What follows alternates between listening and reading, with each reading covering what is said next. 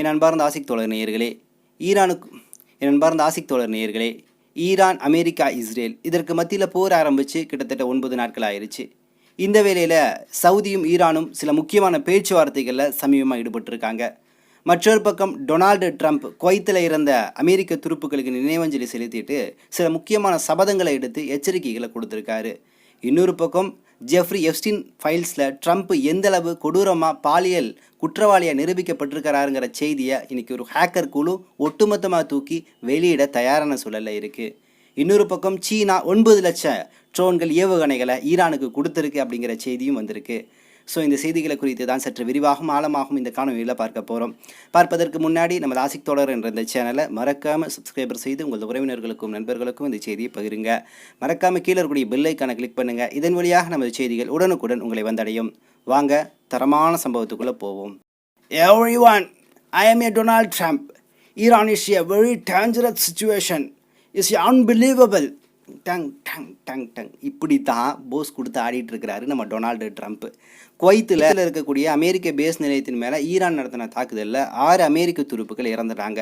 So இவர்களுக்கு நினைவஞ்சலி செலுத்துவதற்காகத்தான் குவைத்தில் இருக்கக்கூடிய டோவர் என்று சொல்லக்கூடிய அந்த தளத்திற்கு ட்ரம்ப் போய் அங்கே மரியாதை செலுத்திட்டு அஞ்சலி செலுத்திட்டு வர்றாரு. வந்து ஊடகத்துக்கு சில தகவல்களை கொடுக்குறாரு. அந்த தகவல்கள் ஐயோ ஈரான் இவ்வளோ பெரிய அழிவு சந்திச்சிருச்சு, இனி மீளவே முடியாது அப்படிங்கிறதுக்குமான புள்ளி விவரங்களாக தான் கொடுக்குறாரு. அதில் என்ன சொல்கிறாருன்னா, இதுவரைக்கும் நாங்கள் தாக்குதல் நடந்ததில் கிட்டத்தட்ட 44 கப்பல்களை அடிச்சிருக்கோம். அதே போல் 70% ஈரானுடைய அனைத்து கட்டமைப்புகள், இராணுவ கட்டமைப்புகள், கடல் சார்ந்த விஷயங்கள், உளவு சார்ந்த விஷயங்கள் சொல்லிட்டு எல்லாத்தையும் அழிச்சிட்டோம். இனி ஈரானுக்கு எதுவுமே இல்லைங்கிற மாதிரி சில செய்திகளை கொடுத்துட்டு போயிட்டாரு. இதற்கு அடுத்து சில செய்திகள் கிடைக்குது. இவர் சொல்லலை, ஆனால் அதிகாரப்பூர்வமாக கிடைத்த செய்தி என்னென்னா, ஈரானில் இதுவரையிலும் இவர்கள் நடத்தப்பட்ட தாக்குதலில் 5553 குடியிருப்புகள் அடிச்சிருக்காங்க, 1044 வணிக வளாகங்கள் அழிச்சிருக்காங்க, 65 பள்ளிக்கூடங்கள், 14 மருத்துவங்கள் எப்படின்னு சொல்லிட்டு ஒட்டுமொத்தமாக அழிச்சிருக்காங்க. இதில் இதுவரையிலும் 1400 அப்பாவி வெகுஜன மக்கள், சிவிலியன்ஸ். அப்போ கிட்டத்தட்ட இவர்கள் நான் சொன்ன இந்த தகவல் இருக்குல்ல, இதெல்லாமே அதிகாரப்பூர்வமான தகவல்கள். மேற்சொன்ன தகவல்கள் இருக்குல்ல, அது எல்லாமே போலியான செய்திகள். ஏன்னு கேட்டிங்கன்னா, நேற்றைய இரவு முழுக்கவே இஸ்ரேலும் அமெரிக்காவும் ஈரான் மேலே தாக்குதல் நடத்தணும்னு சொல்லிட்டு டேட்டா கொடுத்தாங்கல்ல, அது முழுக்க போய் அவர்கள் தாக்குதல் நடந்தது எல்லாமே காலியான இடங்கள் மேலேயும் சில பொம்மைகள் மேலேயும் தான் தாக்குதல் நடத்தியிருக்காங்க அப்படிங்கிற ஒரு அதிர்ச்சிகரமான தகவல் கிடைக்குது. அப்படி என்ன பொம்மைகள்னு கேட்டிங்கன்னா, சீனா கிட்டத்தட்ட 9 லட்சம் பொம்மைகளை கொடுத்துருக்கு. என்ன வகையான பொம்மைகள்? ட்ரோன்கள், மிசைல்கள் மற்றும் ராக்கெட்டுகள் மற்றும் ராக்கெட் லான்ச்சர்கள் என்று சொல்லக்கூடிய அனைத்து விதமான இராணுவ எக்யூப்மெண்ட்ஸ் எல்லாத்தையும் அப்படியே தத்ரூபமாக, அப்படியே ஒரிஜினலாக இருக்கிற மாதிரி பொம்மைகளாக வடிக்கும். ஏன்னா சீனானாலே உங்களுக்கு தெரியும், சைனா மேன் எப்படி இருக்கும், அப்படியே தத்ரூபமாக இருக்கும். ஆனால் தொட்டால் பொசுங்கி போயிடும். அந்த அளவு சீனா என்ன பண்ணியிருக்குன்னா, ஏன்ப்பா என்னால் இராணுவ உதவி தான் கொடுக்க முடியல, ஆனால் என்ன பண்ணுறேன், உனக்கு பொம்மைகள் அனுப்புகிறேன், இதை வச்சு நீ என்ன கேம் விளையாடியோ விளையாண்டுக்கோன்னு அனுப்பிடுச்சு. இது இப்போ நேற்று அனுப்புனது இல்லை, பல மாதங்கள் ஆண்டுகளுக்கு முன்னாடியே டம்ப் பண்ணி வச்ச விஷயங்கள் தான் இது. இந்த சமயத்தில் என்ன பண்ணியிருக்கு ஈரான், பல்வேறு இடங்களில் கொண்டு போய் இந்த பொம்மைகளை நிறுத்தி அந்த டாங்கிகள், இந்த ராக்கெட்டுகள், அந்த மிசைல்களுக்கு காற்றடித்து பெரிய அளவில் பரப்பி வச்சிருச்சு. இதை வானிலிருந்து பார்த்த அமெரிக்க துருப்புக்கள் முற்று முழுதுமாக அடித்து டெமாலிஷ் பண்ணிட்டு நேற்று இரவு ஃபுல்லாகவே காலையில் செய்தி விடுறாங்க, 70% காலி, ட்ரம்ப் ஐ எம் அன்பிலீவபிள் அப்படிங்கிறாரு. அவரு டான்ஸை போடுறாரு. அப்போ என்ன நடந்திருக்குன்னா, அடித்தது எல்லாமே பொம்மைகள் தான்.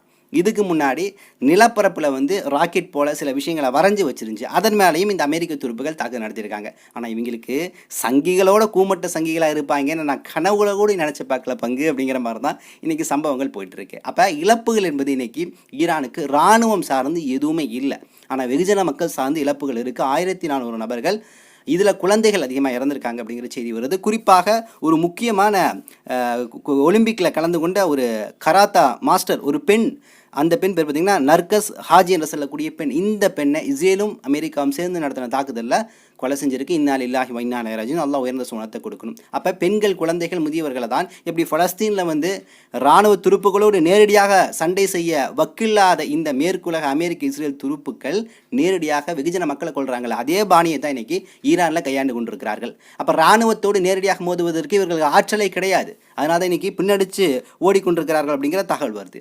இதில் இன்னொரு சம்பவம் என்னென்னா, யூகே ஒரு செய்தியை கொடுக்குது. எங்கள்கிட்ட இருக்கக்கூடிய 2 போர்க்கப்பலை நாங்கள் வந்து மத்திய கிழக்கு நோக்கி அனுப்பி வைக்கிறோம்னு சொல்லுது. அதுக்கு ட்ரம்ப் சொல்கிறாரு, ஏன்பா போரில் ஜெயிக்க போகிறேன், வெற்றி கொடி நாட்ட போகிறேன், எனக்கு அடுத்து அமைதிக்கான நோபல் பரிசு கிடைக்க போகுது, இப்போ நீ வந்து அந்த பிடுங்களை நான் ஆசைப்படுறியான்னு சொல்லிட்டு ஸ்டார்மரை, அந்த யூகேவுடைய அதிபர் ஸ்டார்மரை, நீலாம் வர வேணாம், உன் போர்க்கப்பலை அங்கேயே வச்சுக்க அப்படின்னு சொல்லி விரட்டி விட்டுருச்சு. இந்த அளவு தான் கூமட்டைகளாக இருக்காங்க. அப்போ இவ்வளவு கேலிக்கூத்தாக ஒரு நகைப்போடு இந்த போர் நகர்ந்துட்டு இருக்கக்கூடிய அடிப்படை காரணம் என்னென்னா ஜெஃப்ரி எப்ஸ்டீன் ஃபைல்ஸ் தான். ஜெஃப்ரி எப்ஸ்டீன் ஃபைல்ஸ் இன்றைக்கி பெரிய அளவில் பேசப்படுகிறது. அதில் இருக்கக்கூடிய இன்னும் பல்வேறு உண்மைகள் வெளிவந்துச்சுன்னா ட்ரம்ப் நிச்சயமாக சர்வதேச குற்றவாளிங்கிறத தாண்டி அவன் பாலியல் ரீதியாக பல அட்டூழியங்களை செஞ்சுருக்கான்னு சொல்லிட்டு அவனுக்கான தண்டனை மரண தண்டனை அப்படிங்கிற அளவுக்கு வழக்குகள் போகும். ஸோ இந்த ஜெஃப்ரி எப்ஸ்டீன் ஃபைல்ஸ் இருக்குல்ல, இதில் ட்ரம்ப்பை பார்த்து 2000 விஷயங்கள் வருது. அதில் இன்றைக்கி கிடைத்த செய்தி பாலியல் சம்பந்தமான விஷயங்கள், அதாவது சிறுமிகளை பாலியல் ரீதியாக பயன்படுத்தி வன்புணர்வு செய்த வழக்கு மட்டும் கிட்டத்தட்ட 1000 விஷயங்கள் இருக்குது, 1000 பேர்கள் குறிப்பிடப்பட்டிருக்கு.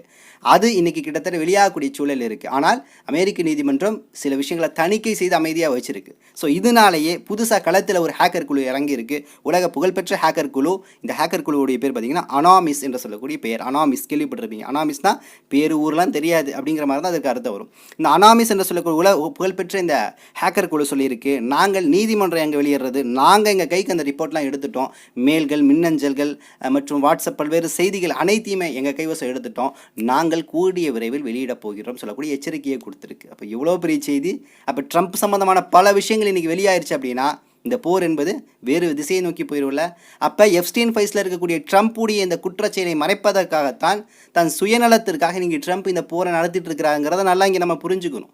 அதில் குறிப்பாக இந்த குழந்தைகள் சார்ந்த விஷயம், நேற்று ஒரு செய்தி சொல்லியிருந்தேன், ஒரு சிறுமியை வந்து பாலியல் ரீதியாக வன்புணர்வு செய்யக்கூடிய சமயத்தில் அந்த சிறுமி ட்ரம்ப்புடைய குறிப்பிட்ட அந்த ஸ்பாட்டை வந்து கடிச்சு வச்சிருச்சு அப்படிங்கிற செய்தியெல்லாம் நான் சொல்லியிருந்தேன். அதற்கடுத்து இன்றைக்கி ஒரு செய்தி கிடச்சிருக்கு. அது அதிகாரப்பூர்வமாக இவரே ஒரு ஊடகத்தில் சொன்ன செய்தி.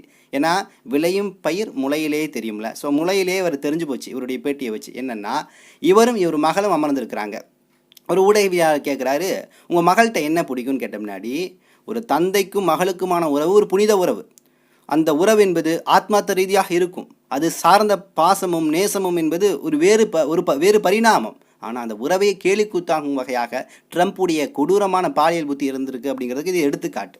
உங்கள் பிள்ளையை பற்றி என்ன நினைக்கிறீங்கன்னா, என் பிள்ளையோட உடல் வாக்கு என்பது கட்டமைப்பு என்பது எனக்கு ரொம்ப பிடிக்கும் அப்படிங்கிறான், ஓப்பனாக சொல்கிறான். சொல்லிவிட்டு அடுத்து சில கேள்விகளை கேட்கும்போது அவன் வெக்கமே இல்லாமல் ஒரு விஷயத்த சொல்கிறான், என் பிள்ளையோடு நான் உடலுறவோடு இருக்க நான் ஆசைப்படுகின்றேன். எப்படிப்பட்ட ஒரு வார்த்தை, எவ்வளோ பெரிய வக்கரமான புத்தின்னு பாருங்கள். அப்படியே ஓப்பன் ஸ்டேட்மெண்ட்டாக சொல்கிறான். அப்போ இப்படிப்பட்ட மனநிலையில் இருக்கக்கூடியவன் எவ்வளவு சிறுமிகளை எப்ஸ்டீன் ஃபைல்ஸில் சொன்ன அந்த கூற்றுக்களின் அடிப்படையில் எப்ஸ்டீனுடைய அந்த ரகசிய தீவில் எந்தளவு சித்திரவதை பண்ணியிருப்பான் யோசிச்சு பாருங்கள். இவ்வளவு பெரிய விஷயங்கள் இருக்குது.